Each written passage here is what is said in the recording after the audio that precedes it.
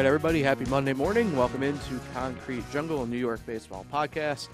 You guys live from FingerLeaks1.com studios, third floor of the North Park building in Seneca Falls, New York. I'm Paul Russo. To my right, as always, Kyle Evans, man with multiple information. We'll get to that, though, at a later on point in the podcast. Nate Sharman, as always, behind the scenes, manning the buttons, turning on microphones, switching cameras, and providing excellent information and graphics on Twitter. Boys, how we doing? Happy Monday. Hopefully you guys had a fantastic weekend. Yeah, it was a great weekend. Didn't do a whole lot, but just kind of chilled and watched sports. Mm-hmm. As I said on Friday, I was going to play 3 days of golf, and I did that. How are you feeling, by the way? That's a lot of golf in this heat and this humidity. Well, I don't hit it as many times as you do when you're on the golf course, so I save a lot of energy. That was unnecessary. Ooh. That was Set yourself up for that one. And I hope you actually are hurt now. That was, jeez. Didn't anticipate getting cleared out from the bushes this early on in the week, but apparently I did. Wait, Paul, how was your weekend? Yeah, so about that. It was a long one. It was a hot one. Played my first baseball game since 2018, and then golfed yesterday. That was not ideal or feeling good. Everything hurts. I as I told a couple of the guys on the team, I don't know how you guys wear uniforms at this point. Yeah, everything just pain. So, Kyle, my first question to Paul this morning was how many errors he played first base yesterday. 7-inning game, right? So I want Kyle to guess. I'm hoping 0, Mm. but I have a feeling it's a couple. Yeah, you would be spot on. It'd be 2. Yeah. That's actually pretty good. He hasn't played live action baseball. Well, I just in didn't a think few you'd years, get much action over there besides catching a throw from, a fielder. Yeah, you'd be right. Yeah. Oh, and that's where the errors occurred? Yeah, I missed one pretty bad. But was it their fault? No. It happens. It'll happen on these big jobs. So, hey, look, a lot to get to in Yankee land, a lot to get to in Met land. Our minor league teams had interesting weeks, to say the least. We have some late breaking news involving one of them that we'll touch on when we get to them. So let's hop right on in.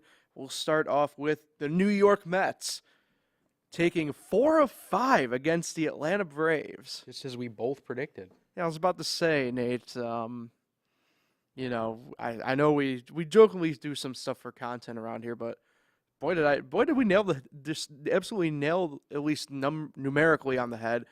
I thought it'd be one of the games on Saturday, ended up being the game on Friday night though that they dropped. So you were spot on with that one, Kyle. I think Kyle said that they would have trouble, the Braves, with the doubleheader, and he was absolutely 100% spot on because if I remember correctly, those games weren't exactly close. No, the second game maybe a little bit. Yeah, but even then it was like an arm's length type deal. Like I think, and we'll touch on that, right? But this is actually a good baseball discussion, right? I mean, it's kind of funny how baseball works sometimes. Like I'll just use a personal example. Last Wednesday for the team I help out with, we were only up. We won the game 1-0. We were only up 1-0 from the first inning on, but it never felt like we were in danger or anything like that. It's weird how baseball just kind of operates sometimes in nature. But anyway, Friday night, obviously the first game that we get to cover from the weekend. Second game of the series, the Braves at that point evened it up, and it seemed like all things were great in Atlanta Bravo land. A 9-6 victory for them. A.J. Minter got the win out of the bullpen, 5-3, a 6.26 ERA for him. Tom Walker picked up the loss. Now moves to 9-3, a 3.45 ERA. Get ready to hear this name often through the weekend. Jeff McNeil, 2 for 5, 2 RBIs, a solo home run as well for him, and 2 runs scored. Darren Ruff had an 2 RBI double off the bench, going 1 for 3, scoring a run as well. And Tomas Nido, another name you might hear another time here coming up, 1 for 3 with a walk. Obviously, not where we want to be. Tom Walker had his first bad start in borderline about a month and a half. He had to have been tipping pitches. Yeah, I think that's something that I believe somebody on Twitter brought up, was how he might have tipped a little bit. I know. We figured, like we said, we figured somewhere along the way, it's hard to, like we said, sweep 4, let alone 5. Just end up being that Friday night was that game that that was the case with. And credit to the Mets. Once Atlanta jumped out, they jumped out early and pretty quickly. Mets bullpen really held them at bay to stop the bleeding and at least give the offense opportunity. And then they chipped away, just couldn't get anything really traction-wise going at any one point or another, though, to kind of carry the momentum at that point. Yeah, and anytime I think it was, 8-0 after two? Yeah. It's just so hard for the offense, even if you score one right the next inning and you're just still down 7. It's just tough. Yeah. And this will be something I want to circle back to after we, bring up the rest of the series as a whole, but how, the Mets kind of have this formula going right now. If one side's not really picking it up, the other side does. And like I said, we'll circle back to that in a minute. Yeah, the Yankees are the opposite, so we'll talk about that later. Saturday, the first game, an 8-5 Met victory. David Peterson picks up the win in a spot start. 6-2 now on the year at the big league club, a 3.30 ERA. Jake Odorizzi takes his first loss as an Atlanta Brave. 4-4 now on the year, a 3.76 ERA for him. And Edwin Diaz picks up save number 25 in that game. Peterson went 5 1/3, 3 hits, 5 strikeouts. Francisco Lindor, 3 for 4, a double, 3 RBIs, and 2 runs scored. And Jeff McNeil once again, 2 for 5 and an RBI. Just an all-around very good game for the Mets in Game 1 on Saturday. It's kind of what you needed to at least get out of the gate Saturday strong. And for them, again, we talk about how, to me, David Peterson deserves to be up on the big league club at this point. Not to jump ahead, but obviously he got sent back down to Syracuse after the game. They want to keep him really stretched out and warmed up as a starter, and that's why they're doing it.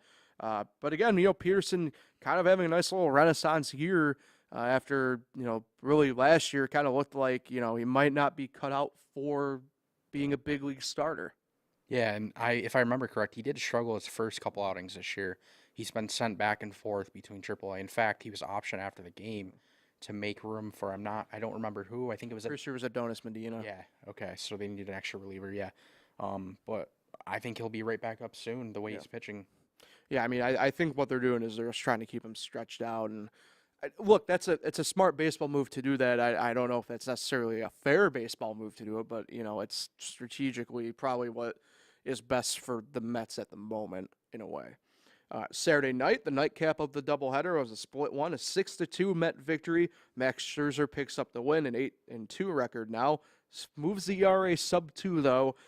Goes to a 1.98 ERA for him. Max Fried took the loss, 10-4 now on the year, a 6.20 ERA. Scherzer went 7 innings, gave up 4 hits, and had 11 strikeouts. Pete Alonso, 3 for 4, an RBI and a run scored. And then, let me know if you've heard this name already once before. Tomas Nido back again. 1 for 3, an RBI double, and a run scored. So, very nice, again, overall effort. But Max Scherzer kind of had one of those just like classic Scherzer outings almost.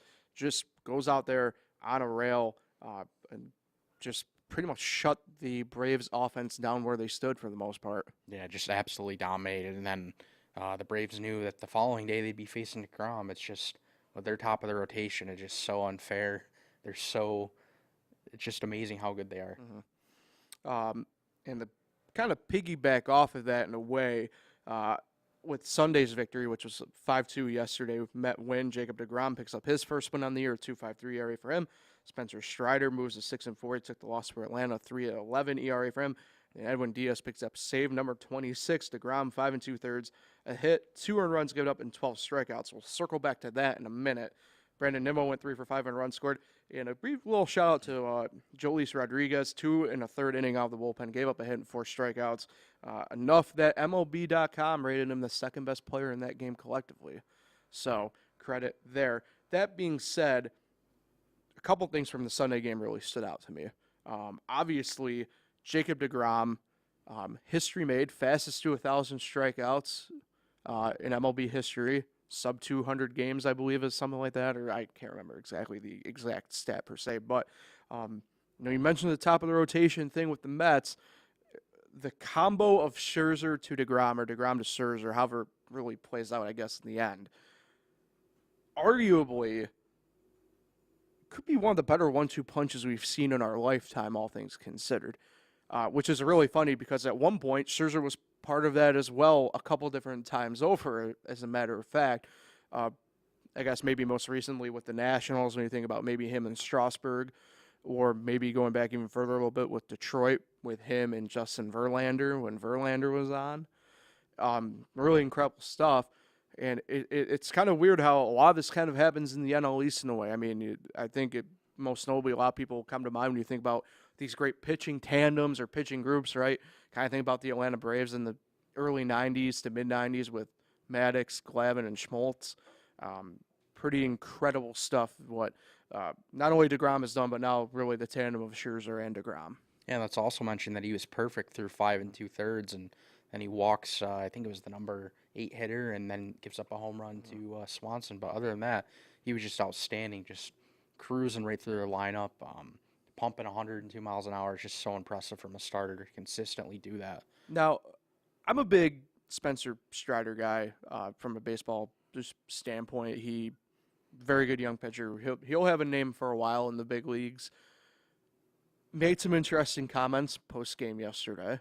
I don't understand. I don't know what it is with these young pitchers. I'm all for the personality aspect, but I'm all for it. I think it's good to have these guys, I guess, talking in a sense.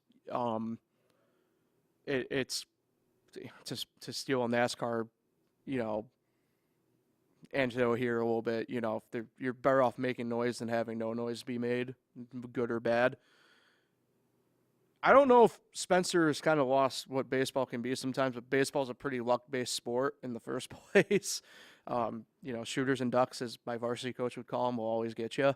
But that's baseball sometimes. I don't know what he expects. It reminded me a lot of what Josh Winkowski of the Red Sox was saying earlier in the year about not just the Yankees, but like the stuff he said about like Wrigley Field and stuff like that. I don't know if it's just like a young pitcher thing at this point where it's like, hey, we're going to just sound off and whatever. If that's the case, so be it. I'm fine with it. It's just that it's interesting to me all of a sudden that some of these guys get punched in the teeth the way that they do, and they kind of pop back with these really interesting comments that I don't necessarily know if they fully recognize what they're saying in the moment. Yeah, just straight clowns. Just wait until October when the Braves are, Right.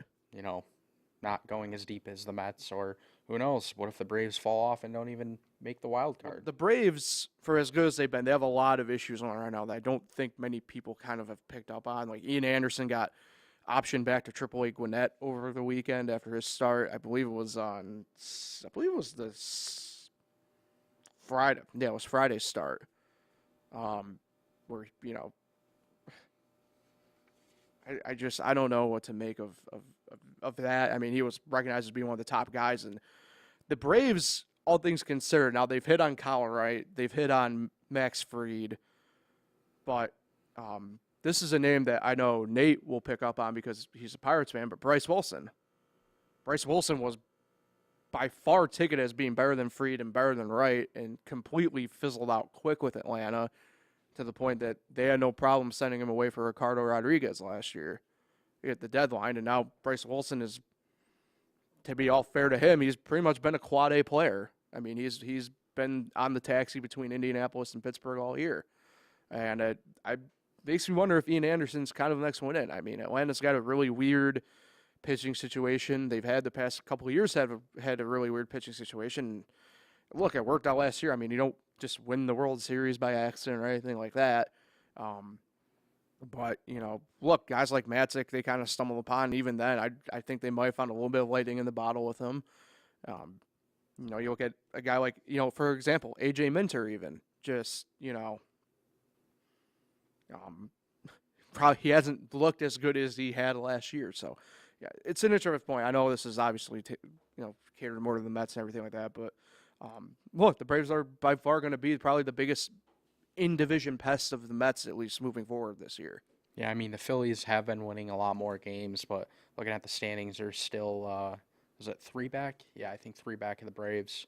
I don't know how many head-to-head meetings the Mets and Braves still have, or vice versa, but if the Mets keep doing what they're doing, I guess they could eventually pull away, because they're at 6.5 now. Mm-hmm. A couple more losses in a row for the Braves and a couple more wins in a row for the Mets, and we could be double digits all of a sudden. Touch on some news and notes here, and then I do want to talk Edwin Diaz a little bit more here.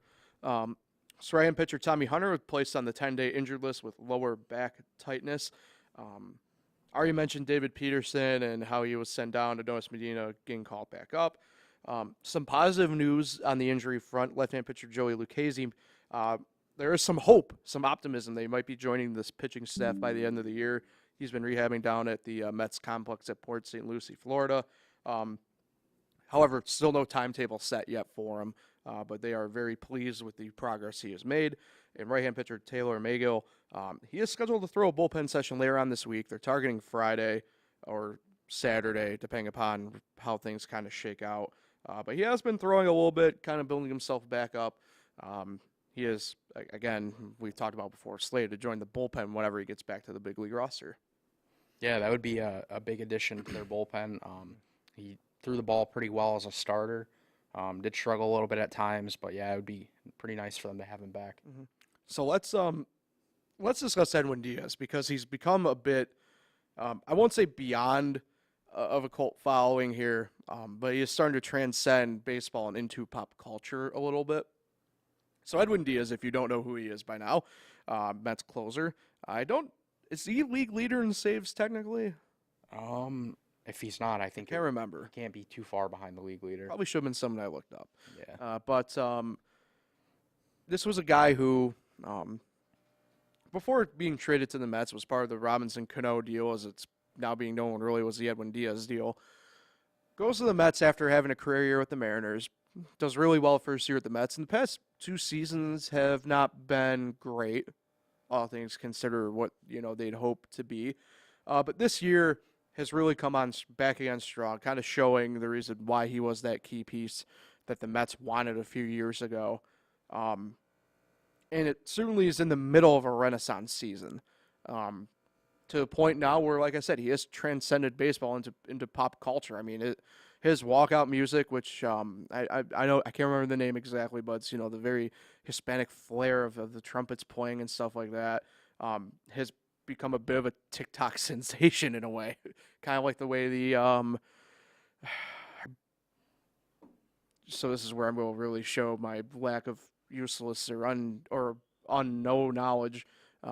Stranger Things, the Netflix show, the music on there, I don't. The Vecna. Does anybody watch? Nate, do you watch Stranger Things? Nate, Kyle, either of you? No, but I know what you're talking about. Okay, but the music with the Vecna thing now it's like the Edwin Diaz trumpets playing. So it's been if anything's coming up Mets this year, at the very least you have Edwin Diaz transcending into pop culture and into TikTok. Nothing on anything over there. Oh, Nothing. Gosh. But Josh Hader has the lead in saves, by the way. Josh Hader, really? 29. Wow, how about that? So 3 behind for Diaz? Yeah, 3 behind. You got Taylor Rogers in there. I think he's at 28. Jeez. That trade makes almost no sense now that I'm thinking about it. At the deadline, Hader and Rogers flop. All right, well, more power to him, I guess. I don't know. Just everything coming up Mets lately. Now, this is another part I want to discuss before we preview the weekend. The Mets, we alluded to it a little bit, right? When the pitching's on, they seem to cover the offense. When the pitching's a little bit off, the offense seems to cover them.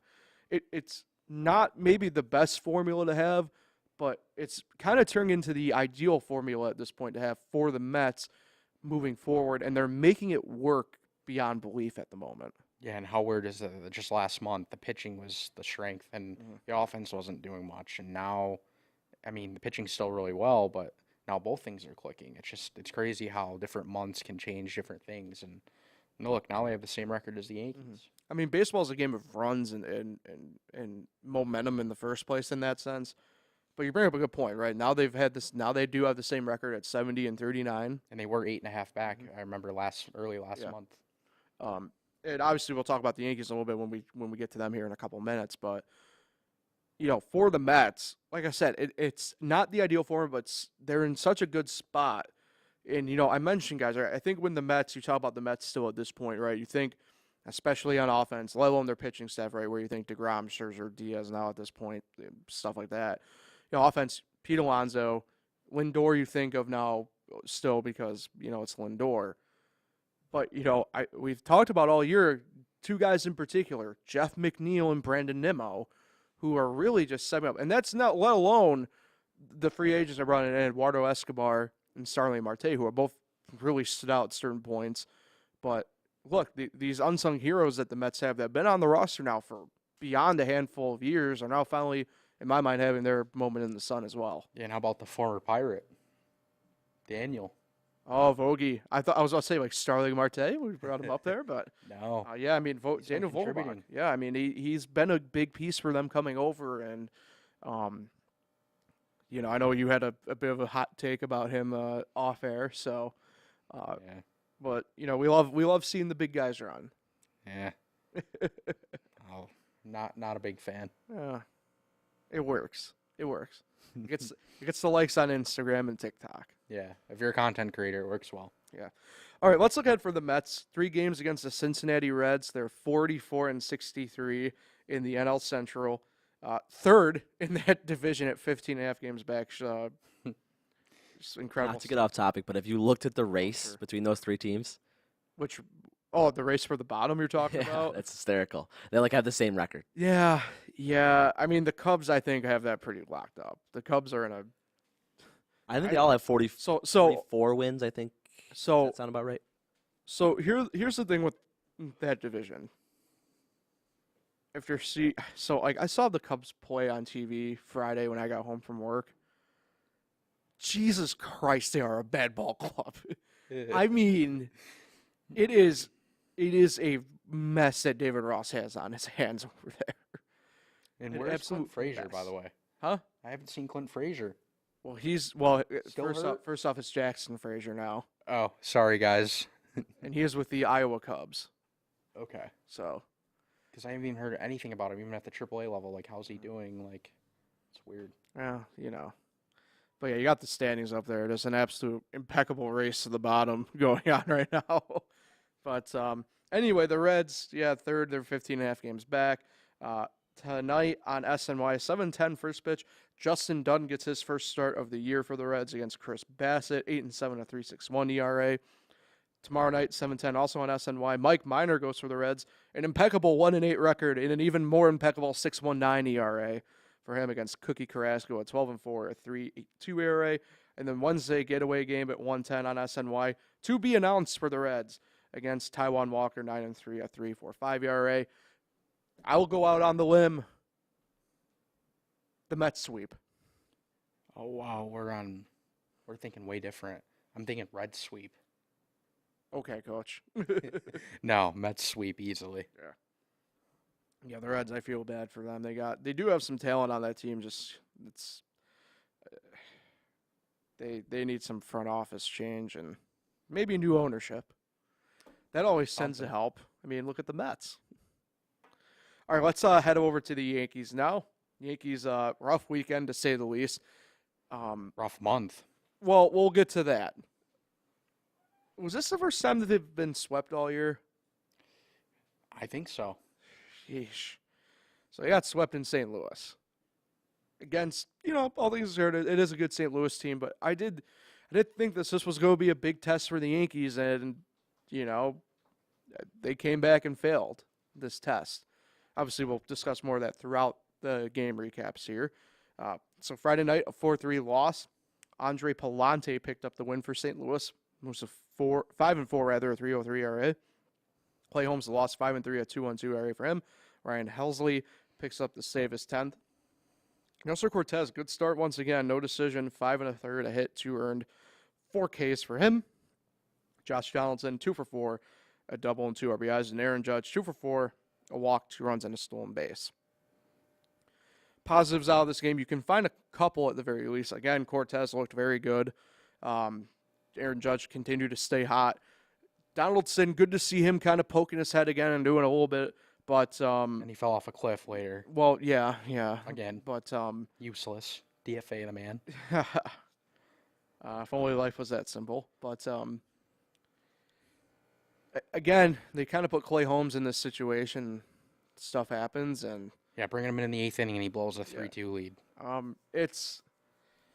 it's tough, right? These 8th inning situations sometimes. I mean, Booney said he was going to use Clay in the more high leverage spots, and this was a case of it, and it did not go as planned. And I don't know what the hell has happened to him. I mean, this isn't just a small sample size now.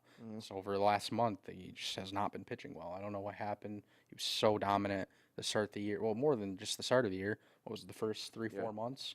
I really don't know what to say about him. I don't know what's happened. I've mentioned it, I know, once on here before, but I think it goes to say again. I think him and Blake need to get together and they need to start changing some stuff up. Look, this is his first time that he's been recognized, right? First All-Star appearance, a few weeks ago. Really pitching at a high caliber level, and this is where I think Cortez has done better. He's starting to change some things up, change sequences, stuff like that. That I think Holmes needs to do the same. Guys have more film on you. The notebook's getting a little bit thicker on you. Don't be afraid to switch some stuff up. It's just weird, though, too, because it's not just him that started the year or the good chunk of the year so well. Other pitchers are even struggling now, and it's just so weird to see. Even like the team ERA, if you look, the first few months, it was like a 2-something, and now it's up to 4. Mm-hmm. It's just like all the pitchers are starting to struggle. I don't know if teams are just figuring them out, or if it was just like some of the pitchers just were a fluke, or I don't know. It's just weird. Well, weird was the state of the game on Saturday to me. A 1-0 Cardinal victory. Jordan Montgomery picks up his first win as a Cardinal, moves to 4-3 on the year of 3.53 ERA. Domingo Germán moves to 1-2, taking the loss of 5.09 ERA. And former Yankee legend Giovanni Gallegos picked up the save, his 11th on the year. You got to be happy, though. Monty finally got some run support. I don't even know if you can classify that as run support. He's got to be joking. That's the issue about that. Maybe he's just unfortunately cursed. So Domingo Germán, all things considered, did have a really good game, right? 5 innings pitched, 4 hits, and earned run and 3 strikeouts. Just nothing doing elsewhere. The only 2 people who had hits were Judge and Higashioka. And to be fair, you look at the stat line for the Cardinals, it was just a weird game. They only had 4 hits as well. Both teams had a combined 4 walks on each side. Neither team really struck out either. It was just one of those games. It was just weird. And I mean, I know, you've jokingly said the run support thing, but again, Montgomery he only had 1 run of support. That's not anything. Yeah, and that was a first inning run. So 8 innings of no runs. It was just so weird. And if you like offense, this wasn't the game for you because it was pretty not much going on, boring. It was just a weird, strange game that was in prime time too. Yeah, that's true. Fox punches the air. Sunday night, last night, a 12-9 Cardinal win. Pirate legend for you, Nate. Craig Stratton picked up the win out of the bullpen, 6-4, 5.08 ERA for him. Albert Abreu took the loss, 2-1 now on the year, 2.73 ERA. Ryan Helsley picked up the save, 11th on the year. DJ LeMahieu awoke from the dead, going 3 for 6, a home run, 2 doubles, an RBI and 2 runs scored. Gleyber Torres went 3 for 5 with 2 runs. The narrow Judge coming back, staying hot, 2 for 5, a double, a walk, and 4 RBIs. And shout out to Aaron Hicks breaking an 0 for 32 slump, and then he ended up getting 3 hits and was on base 4 times. This was a game where, look, the offense showed up, pitching just didn't do their job anyway. Yeah, 16 hits. Yeah. So you got to win that game. Yeah. Tough spot. Like I said, this was a big test for the Yankees this weekend, and they failed. To say the least, they failed. Yeah, no, guys, it wasn't the umpire. The umpires were not the reason they lost. That's a good point, though, and it's something that I do want to discuss. I don't know, Nate, if you have that graphic available, but here we have the umpire scorecard, who, by the way, shout out to them. Great Twitter account. Do you guys know, by the way, not to get off topic, how the umpire scorecard account started? No, I do not. No? Nate, do you know? Do you have an idea? No. What if I told you at I the just time? Made it on Twitter. Okay. What if I Had to told guess. you? What if I told you that You're behind it? at the time? No. At the time it was created a few years back, it was a group of college juniors doing it for a computer programming project. Oh, wow. That they now have turned it more or less into their profession. So. It's a lot of traction for Yeah. sure. You're right.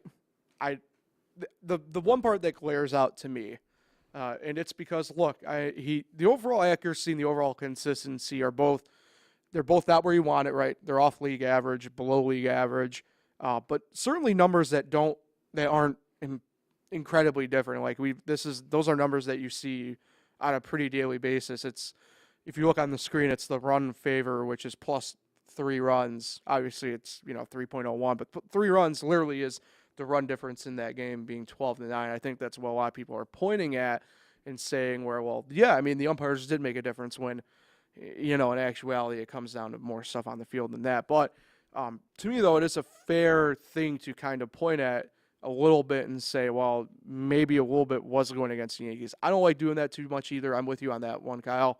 But that being said, I think it's fair to kind of look at the umpire scorecard for a change today a little bit as well. Yeah, I don't really blame it just because they put up 9 runs. You got to win a Right. game with 9 runs. The pitching is really the reason they lost. Mm-hmm. If it was like a 5-2 game, then yeah, I'd be like, that's frustrating. You only got 2 runs and you weren't getting helped out because the umpires screwed you. And I think the number one missed call was to Marwin Gonzalez, bases loaded, 3-2 count. Should have been a bases loaded walk, and they punch him out. I think that's what led to Boone's 6th ejection on the year as well. Yeah, you can't blame him. I mean. No. That being said, I mean, I know at one point Adam Wainwright, who started for the Cardinals yesterday, looked like he wanted to, for lack of a better term, probably hit somebody, being Ed Hickox, the plate umpire at one point. So Yeah, even Matt Blake got tossed. Yeah. I thought the Cardinals manager and their coaches were probably going to get tossed, and I guess they kind of let the Yankees take care of it. right. You mentioned, right, some issues the past month with the Yankees. All right, they're playing below 500 ball the past month now officially. Yeah, here's a stat: mentioned the 18 ERA. and 21 since June 24th. And So they've we're in August. also have lost 5 straight now. Yeah, we're in August, and this stat dates back to June 24th, so it's not a small sample size. They've been playing bad baseball. And yes, Rizzo's been, dealing with a back issue. Right. Stanton's been out, but still, that's not just the reason. The pitching has been Right. bad. It does bring up an interesting point, though. I'm glad you actually brought up Stan, because it's something I do want to poise to you. I think a lot of stuff on offense can be touched back, though, the Stanton absence. Obviously, Stan was there the front part of that stat, right, of the 18-21. But post All-Star break, I do find it interesting that, we talk about, the Yankees sometimes lacking on offense, right? Going into yesterday, right, only were shut out Saturday, had 3 runs Friday. It's something I brought up actually to a buddy of mine over the weekend was I think it's going unnoticed how, when you have a lineup and you kind of can trigger Rizzo into a little bit with this, although he should be back fairly soonish this week, all things considered. Judge isn't seeing pitches the way he used to see because he doesn't have Stanton behind him anymore in the lineup, right?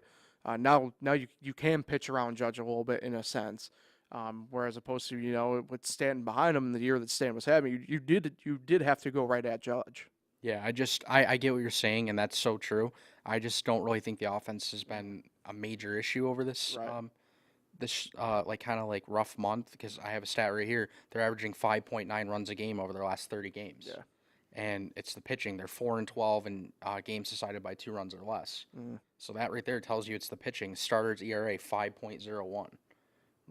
I know people are saying that Rizzo and Stanton are the reason, but that's really not correct. They're scoring. No. I agree. It's pitching. I think it's. I found it interesting that I don't think people are kind of realizing some of the stuff within the lineup either. Yeah. At certain points. And Judge was actually still able to get 4 RBIs yesterday. They actually pitched to him, which made no sense to me. Why are you pitching to him? And then they finally realized later in the game to not pitch to him. They intentionally walked him. Right. You mentioned Rizzo.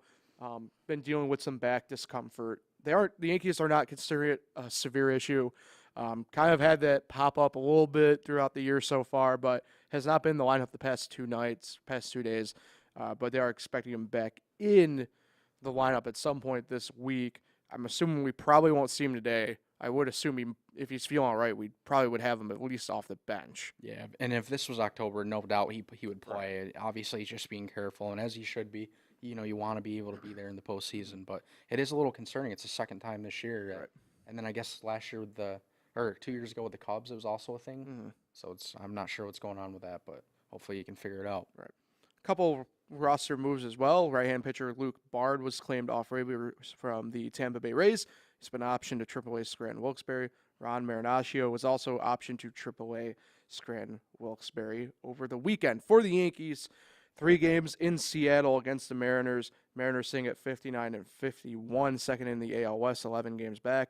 Monday through Wednesday again, big pivotal series and test for the Yankees after just seeing them literally last week. Tonight, 10-10 first pitch on yes. Jameson Tyone, 10-2, a 3.96 ERA. He'll be going against Logan Gilbert, 10-4, a 3.09 ERA for him. 10-10 on yes tomorrow night, Tuesday for Garrett Cole, 9-4, a 3.5 ERA against Luis Castillo, 5-4, a 2.95 ERA. Then Wednesday, a getaway day, 4-10 first pitch, Nestor Cortez, 9-3, 2.57 ERA against Robbie Ray, 8-8, a 3.96 ERA for him. So Yankees sweep. I'm not confident in saying Bounce that. back. They're going to turn the corner out on the West Coast. So they're seeing Gilbert and Castillo again. They saw them Tuesday, Wednesday last week against the Mariners. Robbie Ray is the only one they didn't see. Obviously, same thing around. Tyone and Cole threw against the Mariners last week. Cortez did not. I'm not confident same sweep. I do think they win the series at least 2-1. Robbie Ray's been collectively underwhelming, but actually has turned around the course of the past really few weeks for the Mariners. I worry about the Cole-Castillo matchup in all honesty. The Yankees were able to at least get some runs up on Gilbert when he threw against them last week. Just didn't work out well enough in the favor of the Yankees when push came to shove. Just Tyone was off that game. So I'm going to go 2-1. I don't think sweep. I think this Mariners team is just too good, too pesky to allow the Yankees to take all three. Yeah, you do have a point. More importantly for Kyle, how excited are you for the 10-10 starts? I know you love that. Oh, I love it. I'm so happy. To be fair to you, though, you are a night owl. Oh, I love being up at night.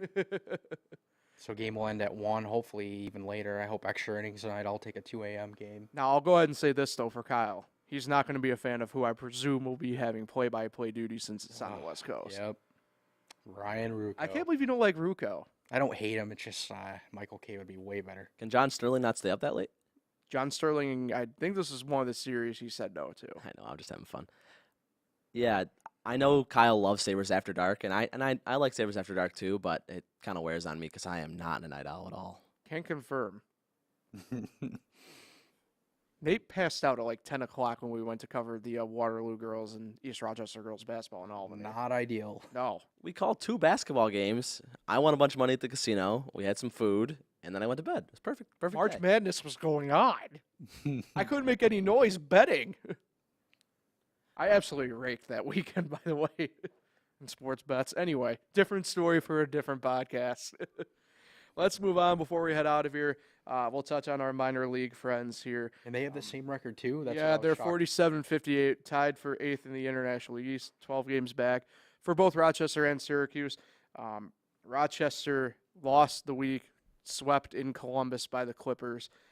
17-game losing streak. Do we feel bad for them? Yeah, we do. I do. I want to ask this question to you. I don't know how to, I guess, fully process this. I mean, 17 games is wild. I mean, I think the pro record in America is the Orioles when they started the year 0-21 one time, or 0-22 if I remember. I can't remember the exact number, but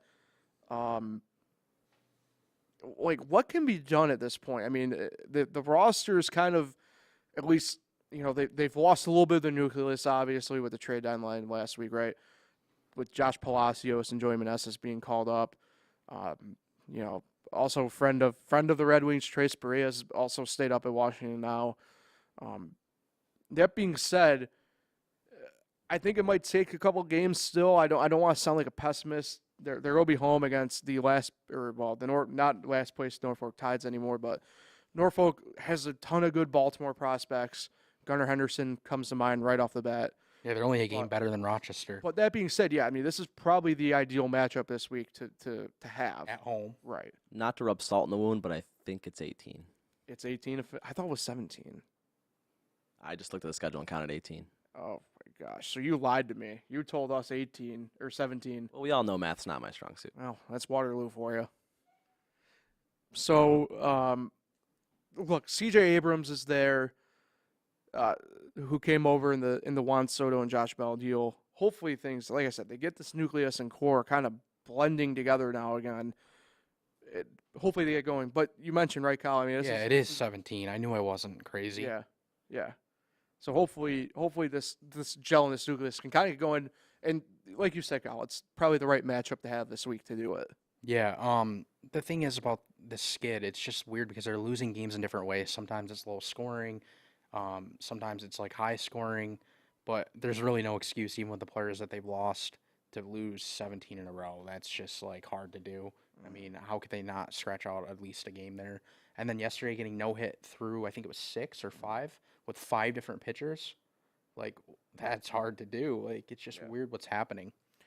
Yeah, and then down the thruway in Syracuse, they lost a series in Lehigh Valley for dropping 4 of the 6 games. Uh, that being said, though, their nucleus has kind of really held on really well so far. Um, I don't think it can be unnoticed since Francisco Alvarez got called up. It's been a bit of a different team, especially on offense. He's kind of been leading the charge. He's been absolutely crushing some baseballs lately. Yeah, it's kind of weird that the Mets have fallen off a little bit. I mean, they're not as hot as they were, but they're still winning games, and he's been a big part of it. And other guys are stepping up. Every night you kind of look in the box score, and there's different guys contributing. Obviously, Blankenhorn's been huge all year. I'll say I know the one guy that jumps to me with that is Gasuki Katu. Yeah, him too. A lot of guys. I feel like a lot of people don't know that name too well, but yeah, he's been contributing a lot. Now, right before we started the podcast, we had some late-breaking Syracuse Mets news occur, and I'll throw it over to you, Kyle, for that. Yeah, Brett Beatty has been promoted from AA to AAA Syracuse. So Yeah, Beatty's one of the other Met top prospects. I know there was another one as well. yep, second-ranked prospect he is, and then their number 12 prospect. I believe it's a pitcher. Yeah, it's a pitcher. His name is Jose Budo. I think that's how you say it. So yeah, he's been promoted from AA to AAA. Yeah, so especially on the Beatty front, that's one of the headlining names, third baseman. Ideally, Mets third baseman of the future, right? I mean, Escobar's only there on, I believe it's another 1 year on his contract, but they've kind of done this throughout the year. I know Jake Mangum was up there as well, but got hurt, and he was up first, and then Alvarez follows. So you're seeing a lot of this young nucleus. I was kind of surprised. I figured we'd probably see them all really at Binghamton all year this year, give or take, but a little bit of a taste of the future going on for Syracuse. And I mentioned, right, the Alvarez effect that it's had on the Mets. I'm really going to be intrigued to see Alvarez with Beatty. If Mangum comes back at some point here healthy, blended in, right, with the guys like we mentioned, Blankenhorn, Katu. I think it goes, like I've mentioned him a little bit, Terrence Agora, who's done a really fantastic job at the bottom of that lineup. Other guys like Wesu, Lynn, Daniel Palka still has a lot of pop in that bat and uses it when he needs to. Obviously, Mark Ventios, another top prospect for the Mets, is there. They have a lot of good pieces with that Mets. A lot of that, to me, maybe that's the pitching turnaround, bringing up Jose at this point. Maybe that helps that staff kind of, buoy itself out a little bit. Yeah, on paper, this team looks much better than it did in April and May. Now it's just kind of about, executing and winning some games. I mean, now Rochester and Syracuse have the same record, which I never thought we would say. We'll kind of see who finishes stronger to end the year. The Mets, they're home this week against Buffalo Bisons. Both teams obviously home all week. Make sure you get out and get to some of those games. I believe the plan for me is going to Rochester on Friday night this week, so should be a good time. And I believe it's Saturday. Kate Flannery is going to be at Syracuse. She played Meredith on The Office, so make sure you check that out as well if you can. All right, boys, that takes care of our Monday edition. Any parting thoughts before we head out? I got nothing. Nothing. Nate, you good over there? Yep, everything's good with me. I'll try and see if I can make it up to Frontier Field. You with better. on Friday Hank's night. coming. I would like to. Hank's coming, so you better come. Yeah, I'll try to make Hank it will work. be disappointed if you can't come. Shout out to my guy Hank. All right. Thanks for tuning in, everybody. If you don't watch live on YouTube, you can catch up anytime there. Anchor, Spotify, other major podcasting platforms. Check us out there as well, or watch as well on Spotify. I think it goes underutilized, the watch feature on Spotify now. So for Kyle Evans, Nate Sherman behind the scenes, Paul Russo. Thanks, everybody. We'll talk to you on Friday this week. Remember that, Friday this week. Kyle Evans, big Bills fan, will be at training camp once again with that. So we'll see you Friday on Concrete Jungle.